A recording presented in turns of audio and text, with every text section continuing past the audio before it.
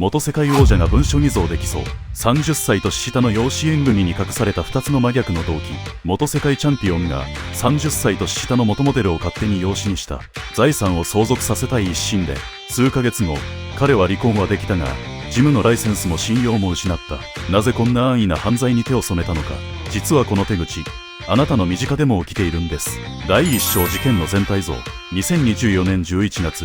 名古屋市中区役所に一通の養子縁組届が提出されました。届け出の内容は、元プロボクシング世界王者である薬師寺康被告が、当時29歳の女性を、自身と妻の養子にするというものでした。しかしこの届け出には大きな問題がありました。養母の欄に書かれていた妻の署名と押印が、妻本人のものではなく、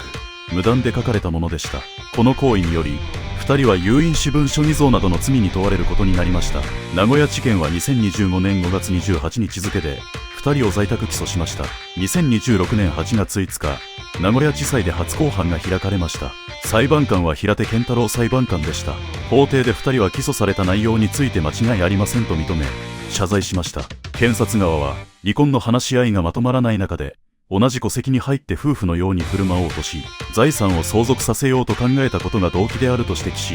2人に懲役1年を求刑しました。弁護側は事実を認めて反省しているとして執行猶予を求めました。裁判は即日で結審し、判決は9月16日に言い渡される予定です。ではなぜこの偽造が発覚したのか見ていきます。きっかけは妻が戸籍を確認したことでした。女性が薬師寺姓を名乗っているという噂を聞いた妻が、戸籍謄本を取り寄せたところ、身に覚えのない養子縁組が記録されていることが分かりました。第2章なぜ養子？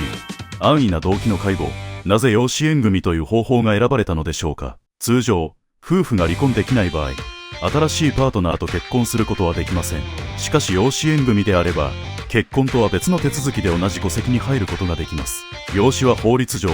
身の子供と同じく第一順位の相続人になります。そのため、財産を残したいと考えたときに、養子縁組が利用されることがあるとされています。今回のケースでは、最初に女性を被告の両親の養子にして、妹という形で薬師寺姓を名乗らせようとしたと報じられています。祖父母に育てられた女性を安心させたいという気持ちがあったとされています。その約1ヶ月後に、今度は被告と当時の妻の養子にする届け出が提出されました。これにより夫婦のように同じ戸籍に入って暮らしたい。そして自分が亡くなった後に財産を渡したいという意図があったと検察側は指摘しています。法律上、配偶者がいる人が養子縁組をするには、原則として配偶者の同意が必要とされています。民法796条にその規定があります。また届け出には成人した証人2名の署名も必要とされています。今回はその配偶者の同意を得ずに、妻の署名と押印を無断で書いて提出したとされています。検察側はこの動機について、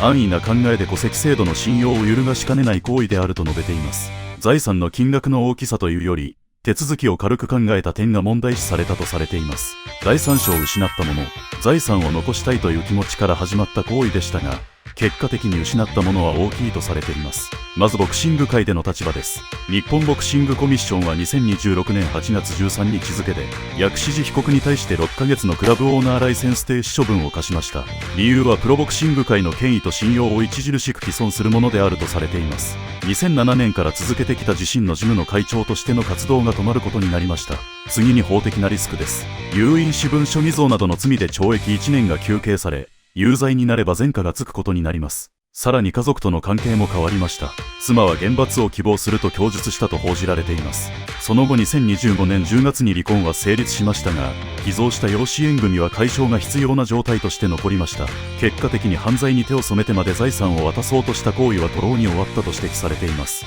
最後に社会的な信用です。元世界王者として親しまれてきたイメージは大きく損なわれ、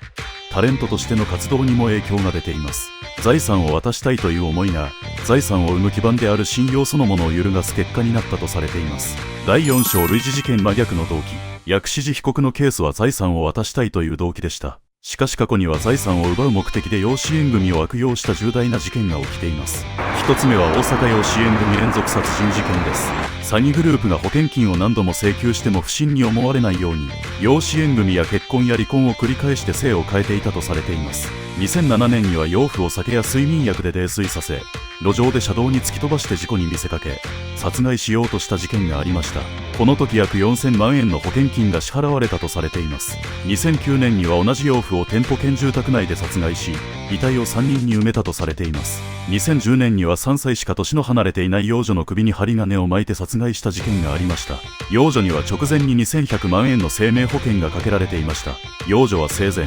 養子縁組を強く迫られたと警察に相談していたと報じられています。2つ目は高槻資産家女性殺害事件です。2021年2月、生命保険の外交員だった男が書類を偽造して54歳の資産家女性と養子縁組を結んだとされています。その後、生命保険の受取人を自分に変更する書類も偽造したとされています。同年7月、女性が自宅の浴槽で手首を結束バンドで縛られた状態で亡くなっているのが見つかりました。警察は男が保険金約1億5000万円と遺産約1億円を狙ったとみて捜査しました。男は養子縁組届偽造で逮捕され、その後殺人容疑で再逮捕されましたが、留め置き状で自殺したと報じられています。薬師寺被告のケースは養子にして生かして残したいという動機でした。これらの事件は養子にしてから奪うために殺すという真逆の動機でした。同じ偽造という入り口から全く違う結末に至る点が共通しています。第5章実はよくある。なぜ有印私文書偽造とは、なぜこのような偽装養子縁組が後を絶たないのでしょうか。専門家によると動機は多岐にわたるとされています。養子を増やして税金や給付金を減らそうとするケース、姓を変えて信用情報をリセットしようとするケース、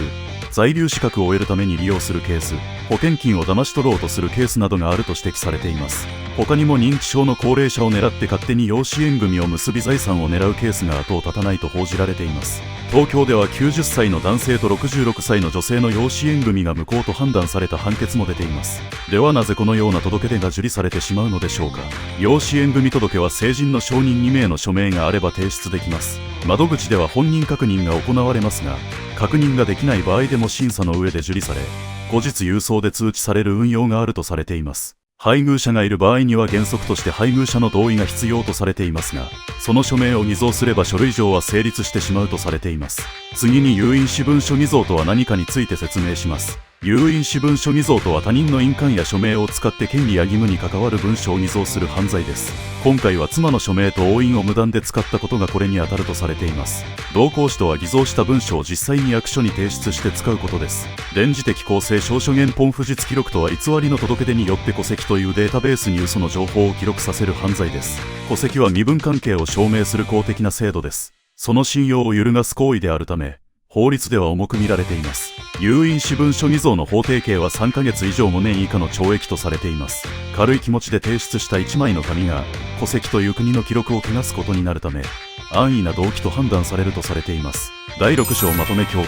今回取り上げた薬師寺被告の事件は、財産を渡したいという気持ちから始まりました。離婚ができない中で同じ戸籍に入って夫婦のように暮らしたい、生を与えて安心させたいという心情があったと報じられています。しかしその方法として選ばれたのが配偶者の署名を偽造して養子縁組届を提出するという犯罪でした。検察側はこれを安易な動機と表現し、戸籍制度の信用を揺るがしかねない行為であると指摘しました。結果として被告はクラブオーナーライセンスの停止処分を受け、刑事罰のリスクを負い、家族との関係や社会的な信用を失いました。離婚は成立しましたが、偽造した養子縁組は無効とする手続きが必要となり、財産を残したいという目的自体が果たせなくなりました。一方で過去には財産を奪う目的で養子縁組を悪用し、殺人にまで至った重大な事件がありました。大阪の連続殺人事件や高槻の資産家女性殺害事件がその例です。動機は渡したいと奪いたいという真逆のものでしたが、入り口は同じく書類の偽造でした。そしてこのような偽装養子縁組は有名人の事件だけでなく、税金や給付金や在留資格や保険金を目的としたケースや、高齢者を狙ったケースなど、後を絶たないと報じられています。制度上、証人2名の署名があれば届け出が受理される仕組みがあるため、悪用されやすい面があるとされています。有印私文書偽造とは他人の署名や印鑑を使って文書を偽造する犯罪です。同行使はそれを使うこと、電磁的公正証書原本不実記録は戸籍に嘘の情報を記録させることです。戸籍は私たちの身分関係を証明する大切な公的記録です。1枚の紙を軽く考えて提出したことで、国の記録の信用を汚し、自分自身の人生の信用まで失ってしまいます。今回の事件が教える教訓はそこにあると考えられます。手続きを軽く見たとき、人は一番重いものを失うことになります。